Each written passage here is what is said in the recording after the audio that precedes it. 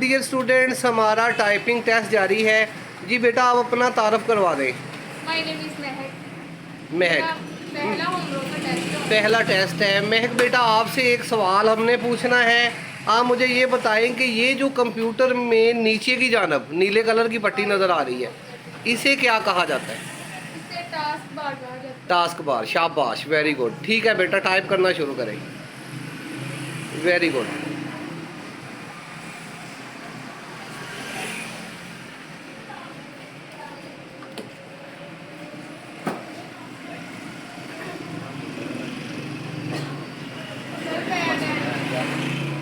क्या हुआ? इधर चलेगी बहुत अच्छा। हाँ नहीं, इसको रीसेट कर दें, यहीं से रीसेट कर दें। दोबारा यस यस यस, दोबारा से। शाबाश।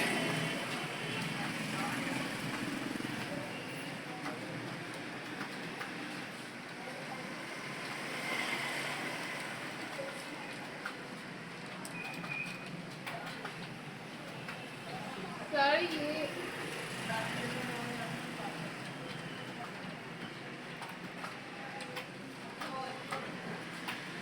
यस बेटा, इजी होके टाइप करें आप, बिल्कुल।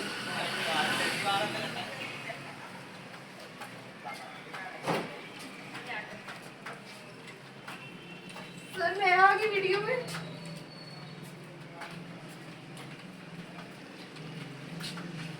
यस जी, शाबाश। स्कोर दिखा दें हमें। 42। यस 42 स्कोर है बेटा।